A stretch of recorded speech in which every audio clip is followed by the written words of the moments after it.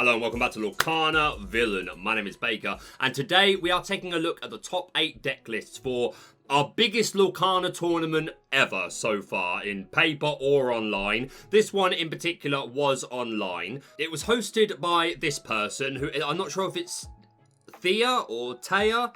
I apologise if I'm saying the name wrong, but another content creator who's got very much involved in the world of Lorcana. And yes, they hosted this event alongside the Lorcana Play Network. And I believe it was their sponsors were Beauty and the Beasties. And yeah, this was a huge tournament. There was some fantastic prizing. First place getting $500, second place $300, third place and fourth place both getting $100. And originally it was top 16 that were then also receiving a promo card, but during the event this was expanded to the top 32. So some really great prizing. There was a lot of interest. 288 players was the final number of players that actually competed. So our biggest tournament so far, the record has been broken. I actually competed in this myself. I'm not going to go into detail about that in this video. I went 6-3, which I'm very happy with, and I played Mufasa, Amber Ruby Mufasa, but I'm not going to talk about my own run in this video. I'm going to do another video, hopefully either tomorrow or the day after, where I recorded all my games and I'll do a full breakdown. But it was a lot of fun to be a part of, really well organised. Highly recommend following the Lorcana Play Network, because like this was my time doing a tournament with them, but I've heard nothing but good things from their previous event. So yeah, lots of good things to say. Get yourself into the Lorcana Play Network territory, the Discord and all that jazz, and get involved, because it was a lot of fun, some fantastic prizes. And the winner was also received an invitation to another tournament taking place in February called the Invitationals. I don't know much more information about that right now, but yeah, a really great tournament. So let's take a look at the top 8 deck lists. My information today comes from inkdecks.com. I'm mostly going to be going over the top 8 in detail, but I will look at a couple of the top 16 lists that weren't Ruby Amethyst Control, because our top 8 is overwhelmingly dominated by Ruby Amethyst Control, which I know a lot of us are bored of, but biggest tournament of all time. Let's take a look at what the top 8 players, what variants the top 8 players brought. So in first place, we have Lorcana Twins, who is a fellow content creator. I will link them down below. And they came in with some Ruby Amethyst Spellbook Control. So as normal, I'll do a bit more of a thorough breakdown for this first look at Ruby Amethyst, and the other ones will sort of more glaze over, but of course we'll put some more specific attention on different counts or different texts that they may have been running. But yes, our first place list, first of all, we've got 7 1-drops, 4 mini, 3 Olaf. Ruby Amethyst really can struggle if it misses its 1-drop, said from experience, especially if it doesn't hit it by turn 2 either, because generally a lot of Ruby Amethyst lists are just running the 1-drops, and then the only 2-drops are the Madam Mim Snake. So if you miss your 1-drop on turn 1 and 2, you can have a bad time and just end up being far too slow. So we've got a nice high count of 1-drops, which have got, of course, a fantastic food for our Madam Mim Snake and our Madam Mim Fox, both here at a 4 count. We also see 4 Merlin Goat and 4 Merlin Rabbit for our additional lore, and for an additional draw. I'm a poet. But in that vein, I talked about most Ruby Amethyst decks aren't running any other 2-drops. We do see 3 copies of Kuzco Wanted Llama in this list. 2-cost inkable, 1/2 stat line, quest for 1, and the okay, where am I ability. When this card is banished, you may draw a card. So just to make it clear, that means banished through any means. You could be prepared, you could be dragons fired, any of that sort of stuff. Obviously, if you are sent to the Inkwell by Hades or something like that, then it won't pop, because that's not banishing. But yeah, it doesn't have to be in a challenge, just to make that clear. And yeah, getting to draw a card and just like make sure that you're keeping resources even while your field is potentially being challenged and removed. Kuzco's really good, and again, it's an additional 2-drop to mean that we don't always fall so far behind if we miss our 1-drops on turns 1 or 2. So I really like the Kuzco in here, and we've seen a few of these 2-drops making their way in, and I think you're going to see that more and more as the rest of the format continues. But moving on, we talked about Snake and Fox and all the Merlin and Madam Mim stuff. We've got 3 copies of Maleficent, and we also have the 2 copies of Merlin Crab, obviously for boosting our own character strength. Work really well with our 1-drops and with our Kuzco, of course. Really nice tech in here. We see 2 copies of Fidget, Ratigan's Henchman, which biasly I'm always going to like. 3-cost inkable, 3/2 stat line, quest for 1, and evasive. This is 100% an answer to Minnie Mouse, who is everywhere in pretty much every Ruby deck. Really strong, really cheap, really annoying, and this allows us to get through Minnie. Obviously, Fidget is susceptible to things like Strength of a Raging Fire. Oh, sorry, I meant to say Let the Storm Rage On, but also Strength of a Raging Fire and Teeth and Ambitions. So that 2 willpower can mean that he doesn't always stick around, but he's a great answer to Minnie, and I think you need these answers to Minnie. So yeah, I really like Fidget as a 2 count. Of talking about Minnie, we do see 3 in here, just early aggressive and just quests so hard and can sit on the board for 3 or 4 turns before your opponent can do anything about it, especially if they don't have their own evasive answers, and if they're not running things like Dragon's Fires or the Most Diabolical Scheme, then they have to wait until they hit the Be Prepared. So Minnie just gets so much value. We've got 4 copies of Maui, 3 copies of Lady Tremaine for some excellent removal. We also see 3 copies of Ursula Power Hungry, who is raising in her popularity the last few weeks in Ruby Amethyst decks. Really good, especially in the mirror, just because obviously it's such a close race for lore with the likes of Merlin and Sorcerer's Spellbook. So sometimes just this lore denial can be enough to make you come out in front, but also the extra card draw, and she bulky and she quests big. 3 is a lot, but our inkable count here I think is 17 on first look. I may be slightly off. Yeah, 17. So that's perfectly reasonable. And there's another list in this top 8 that I think is running 3 Ursula. So yes, be prepared to see much more of our power-hungry Sea Witch in Ruby Amethyst decks, because it has been proven that higher counts are good. We also see 1 copy of Elsa making her way back into the format. Elsa's always been good, you know.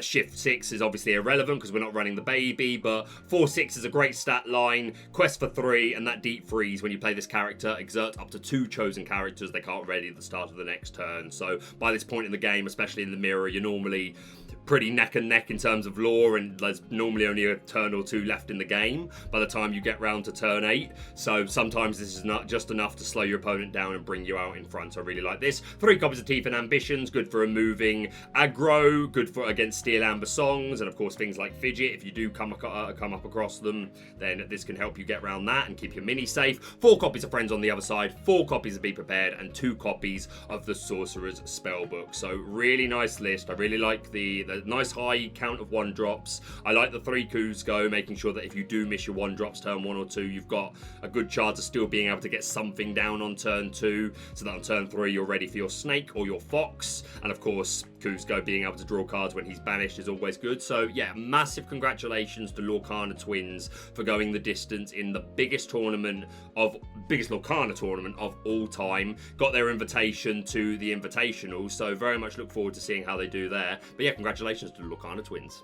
We'll come back to the second place list because it's the only one that's not Ruby Amethyst, so we'll do that last. In top 4, we have Kyle with Ruby Amethyst Control. We see no Spellbooks in here, we see no Arthurs, but we do see 6 1-drops. We're also seeing, once again, 3 copies of Kuzco, 4 Madam Mim, Snake, 4 Fox, all the way in on the Maleficent. We see the 2 Fidget again. Fidget worth confirmed. Expect to see a lot of Fidget. And I wonder if we start seeing enough Fidget, I wonder how much that lowers counts of Minnie in people's decks. I'm not sure it will. I think she's still worth putting down, because even like by the time Fidget can challenge, you've normally got at least 1 quest off anyway, and if they don't hit the Fidget or aren't playing it, then you're still going to get value. So I don't think like Fidget raising in popularity is going to lessen the amount of Stylish Surfer that we see, but definitely a good answer, and expect to see them a lot more. 4 copies of Goat and Rabbit, the 4 Maui, only 2 Lady Tremaine in here, but we're all in on 4 copies of Ursula.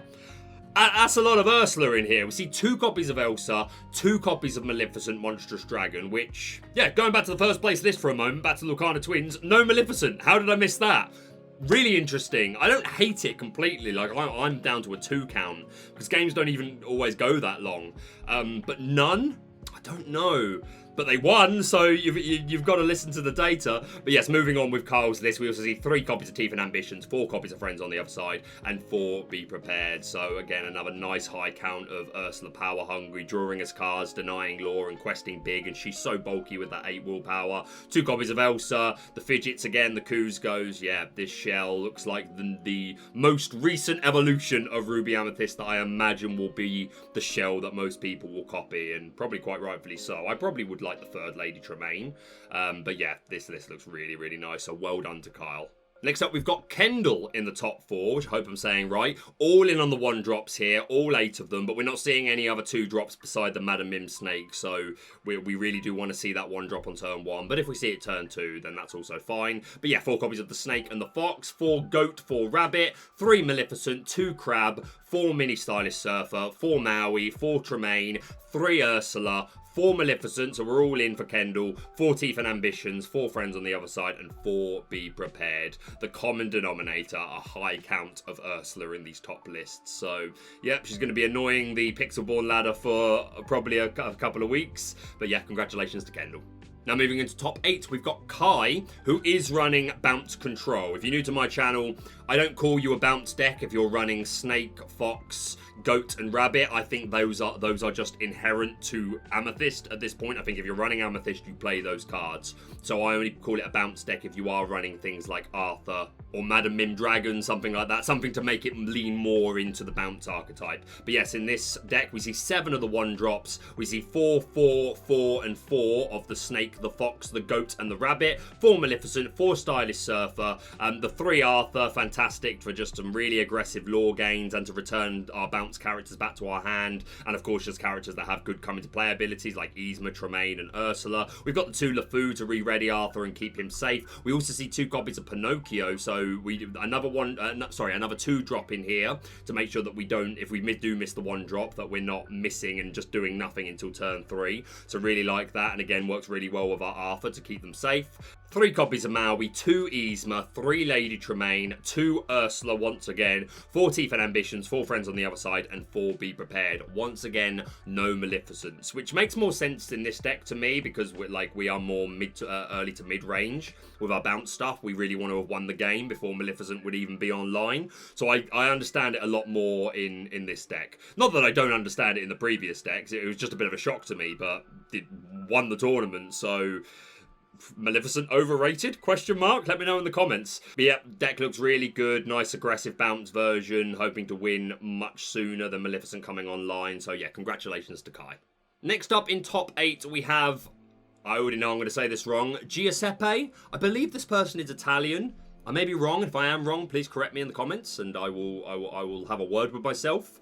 But I believe this is an Italian competitor. But yeah, led to a top 8 finish. So let's take a look. We've got 6 1-drops. We don't see any 2-drops besides the Madam Mim Snake. Oh, we do see the Pinocchio, but that's not something we want to put down on an empty field, really. Although you can, if you just want to guarantee that you get your Fox or Snake online the next turn. Because even if Pinocchio doesn't have a target for the Telling Lies ability, you're just getting you're just getting a character down so that on turn 3 you have something to return back to your hand. But of course, in a perfect world, we're using him to exert characters, really strong against aggro, steal amber songs, and just exerting characters is always good. The 4 Snake, the 4 Fox, the 4 Goats, the 4 Rabbit, 4 Maleficent, 2 copies of Crab, 4 Stylish Surfer, 4 Maui, 2 copies of Yzma, 4 Lady Tremaine, 2 Ursula, 3 Maleficent, 3 Teeth and Ambitions, 4 Friends on the other side, 4 Be Prepared, and just 1 copy of the Sorcerer's Spellbook. So some slightly different counts, but yeah, once again, I get Giuseppe. I apologise if I'm saying your name wrong, but yeah, congratulations on a top 8 finish.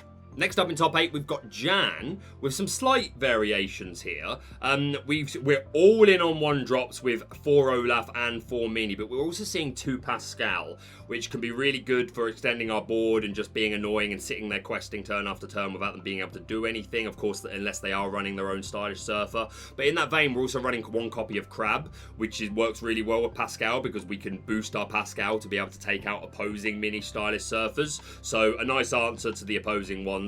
4 Snake, 4 Fox, 4 Maleficent, 4 Goat, 4 Rabbit. We also see the 2 Peter Pan Shadow in here, who gives evasive to all of our rush characters. So our Madam Mim Fox, our Maui, and the 1 copy of Scar that we see later on in the list will all become evasive, which is just really great for being able to deal with opposing evasive, such as Mini, but just be annoying ourselves and stop our opponent being able to challenge into us unless they deal with the Peter Pan Shadow. So yeah, I've been a fan of the Shadow for a while. 4 Maui, 4 Tremaine, all in on the the Ursula again. Big counts of Ursula. Oh, they're going to be everywhere, aren't they? Scar, as I said, not only benefits if Peter Pan's Shadow on the field by turning his rush into evasive, or adding evasive to his rush. But yes, the Daddy Isn't Here to Save You ability. During your turn, whenever this character banishes another character in a challenge, you may ready this character. He can't quest for the rest of the turn. I'm a big fan of Scar. Nice to see him putting in a shift in Jan's deck, leading them to top 8. And of course, 4 friends, 4 Be Prepared, and 2 copies of Sorcerer's Spellbook. So yeah, really like it. We don't see any of the 2 drops besides Madam Ming Snake, but with this many 1 drops, we should be fine. And again, I like the Crab Pascal as an answer to opposing Stylish Surfers. I like the Shadow, as I said. So yeah, nice list. Congratulations to Jan. Oh, and no Maleficent Monstrous Dragon once again. No Yzma either. Interesting. Did well. Congratulations. And our final Ruby Amethyst list in top 8 was courtesy of the Rat, who I believe went undefeated in Swiss and was Seed 1 for Swiss. I think. I'm pretty sure I checked that. If I'm wrong, there's something coming up on the screen now saying that I'm an idiot. But yes, the Rat, undefeated in Swiss. So let's take a look. We've got 7 1-drops, 4 Olaf, 3 Mini. We see 4 LeFou for a 2-drop, which obviously it's not our preference to put him turn 2 with no target, but sometimes you need to just so that you open yourself up to a Fox or Snake play on turn 3. And again, we're returning LeFou to our hand, so we can still benefit later from his Fan the Flames ability. We see the 4 copies of Arthur, so we're a lot more early game aggro-like. We see the 4 Maleficent, the 2 Crab, the 4 Stylish Surfer, 4 Goat, 4 Rabbit, 4 Maui, 3 Yzma, 4 Tremaine, 4 Friends, 4 Be Prepared, and once again, no Maleficent. Again, makes more sense in this deck to me because we want to win the game before we even get to that point, courtesy of LeFou and Arthur and things like that. So yeah, congratulations to Rat. I would love to do an interview with you on my channel. As the Ratagun rep of the community, I feel like this would be proper. But yeah, huge congratulations to the Rat. Now going back to our second place list, we have Matthew with some Steel, Sapphire, Pawp Ping is what I've called this. So let's go through this in a lot more detail. For our 2 drops, first of all, we have Cruella de Vil, Fashionable Cruiser. 2-cost inkable with a 3/2 stat line.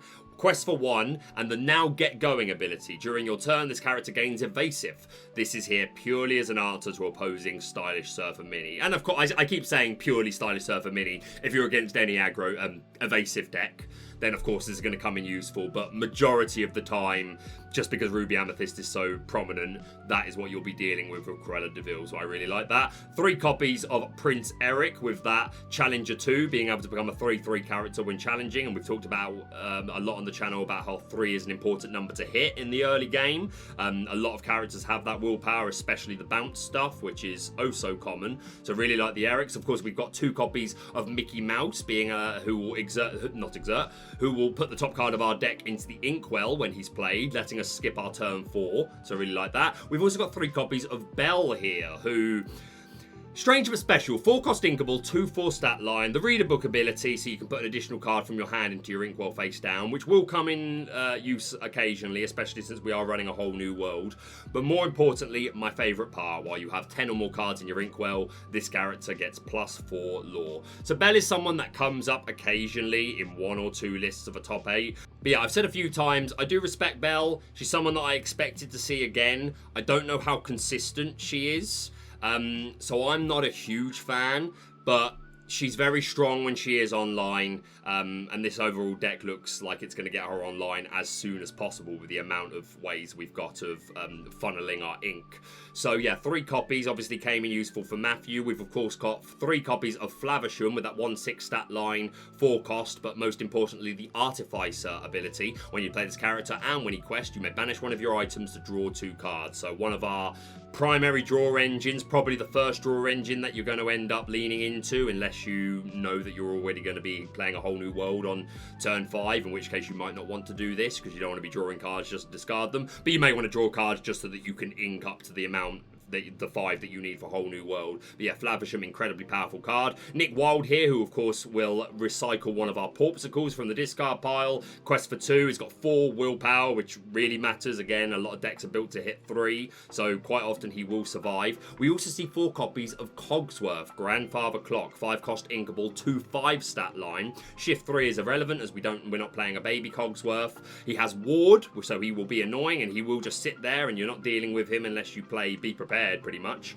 unless you're questing, and then obviously he can be challenged. And then the Unwind ability, your other characters gain resist 1, so really strong against opposing steel decks who are going to try and take advantage of things like grab your swords, smash, fire the cannons, and again he's a 5 cost, so he can sing A Whole New World and let it go. So Cogsworth, big fan. 4 copies of Beast Tragic Hero, of course, one of the best cards in the game, letting us get some additional draw or manipulate our strength up to 7 if we've taken damage. We see 4 copies of Giant Tink, fantastic card. 4 copies of Hades for some removal to their Inkwell. 2 copies of Cinderella Stout-Hearted, nothing that we can shift onto in this particular deck, but still a really strong card, and this deck wants to be at a nice high ink count, so it can afford to put her down and know that she can't do anything until the next turn, especially with that resist 2. Like, she's hard to deal with without hard removal. 2 copies of Tamatoa to be able to recycle some of our items and quest big if we've got a lot of those items down, and of course just with 8 willpower, he bulky and he can stick around a while. We also see 2 copies of Nothing to Hide, 1 cost inkable. Each opponent reveals their hand, draw a card. So purely scouting for information, trying to work out if it is the right time to play our beast, because if they've got removal, maybe we want to bait it out by putting down Cogsworth first or something, although if it's removal they can't even hit Cogsworth because he's got ward. But my point being, if we can see that they've got hard removal for our beast, we might want to try and bait that out with something else first, work out if we're going to get enough value off of playing A Whole New World, and just information is strong. So we've not seen many copies of Nothing to Hide in top 8 lists, but second place from Matthew must have put in some work, so you'll love to see it. 4 copies of Smash, which I love. Smash is too important to not play. I've been singing this song since the beginning of the format, to be honest, ever since people stopped playing Smash to run Strength for a Raging Fire. Yes, if you're running a flute deck, it makes much more sense, or even Cinderella, just because obviously she can challenge ready characters if you play a song, but you're not always going to have those 3 characters. I think it's so important to be able to hit 3 to deal with Arthurs, to deal with Aerials, things like that. Just really strong cards in our meta, to deal with the Madam Mim Snake, to slow down Ruby Amethyst control. So yeah, I think Smash is way too important to not be running at a high count. I would always prioritize it over Strength for a Raging Fire unless I was playing a flute deck.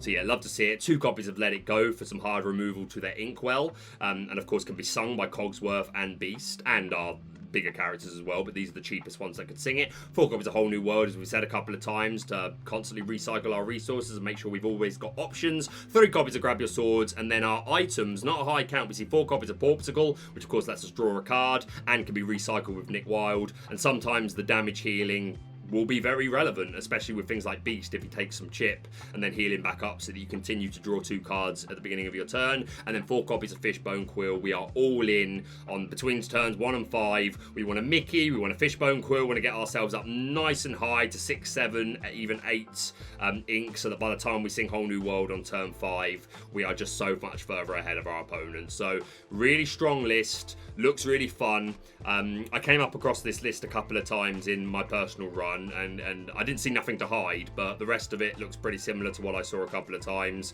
Was annoying to play against and led Matthew to a 2nd place finish, so huge congratulations to them.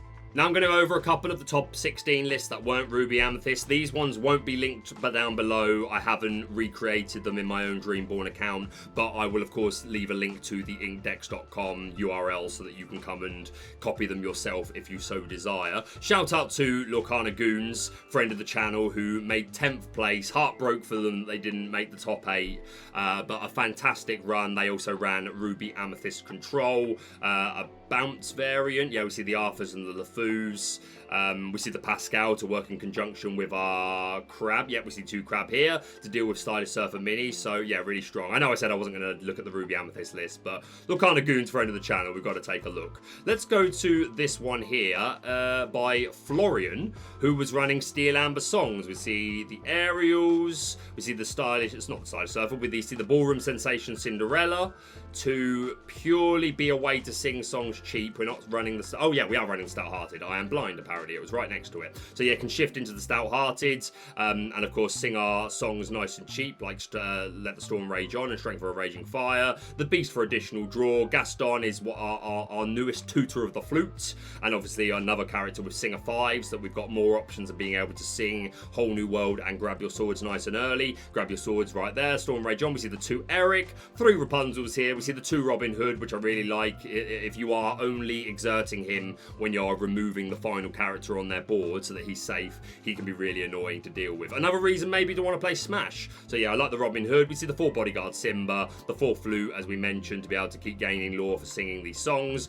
We do see the Carefree Surfer in here. 2 copies for some additional draw. 4 Strength for a Raging Fire, 4 Tiana, 3 Tinkerbell, and 2 The World's Greatest Criminal Mind. Sorry, it's been a while since I've seen that because they've fallen off a bit as of late. But yeah, really good run from this particular player. Congratulations to them. And the only other tops... Oh no, we've got 2 more top 16 lists that weren't Ruby Amethysts. We've got John here, who was running the Emerald Steel Bucky discard deck.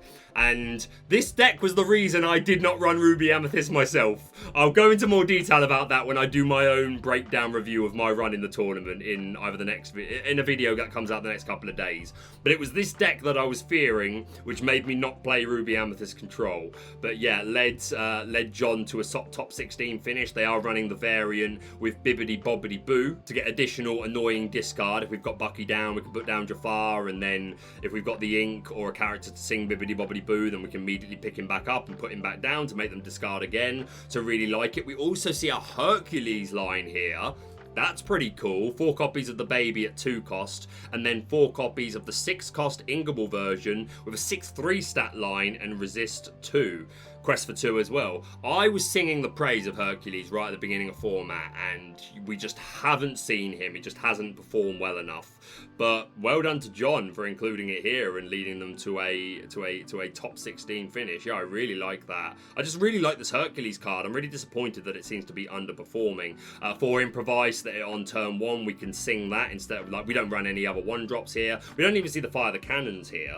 But Improvise just to make sure that we get those key pieces, because you really need to see Bucky by turn 3 at the latest. In a perfect world, we go turn 2 Bucky, turn 3 Prince John, and then turn 4 we play Dreadnought, and then we can sing Bibbidi Bobbidi Boo with Prince John to be able to get the additional discard. So yeah, really strong.